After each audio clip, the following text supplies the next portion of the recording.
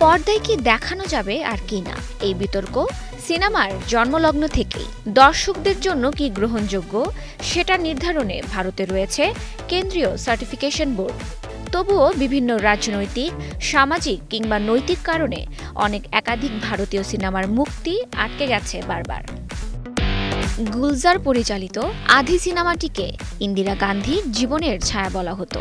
মূল চরিত্রে অভিনয় করেছিলেন মহানায়িকা সুচিত্রা সেন ও প্রয়াত অভিনেতা সঞ্জীব কাপুর। সঞ্জীব কুমারের চরিত্রটি ফিরোজ গান্ধীর ছায়া অবলম্বনে নির্মিত, তাই ইন্দিরা গান্ধী ভারতের ক্ষমতায় থাকার সময় সিনেমাটি মুক্তির অনুমতি পায়নি। ১৯৭৭ সালে ক্ষমতার পালাবদলের পর মুক্তি পায় আধি।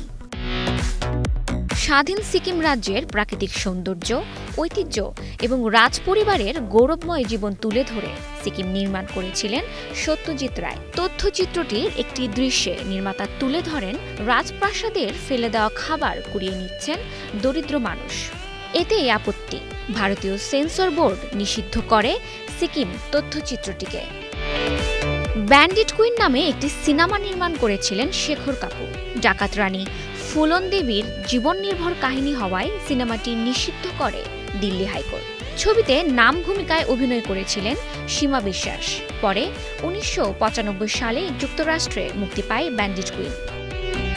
অনুরাগ কেশপের ৫ ও দ্য পেইন্টেড হাউসের মতো সিনেমা আজও দেখেনি আলোর মুখ।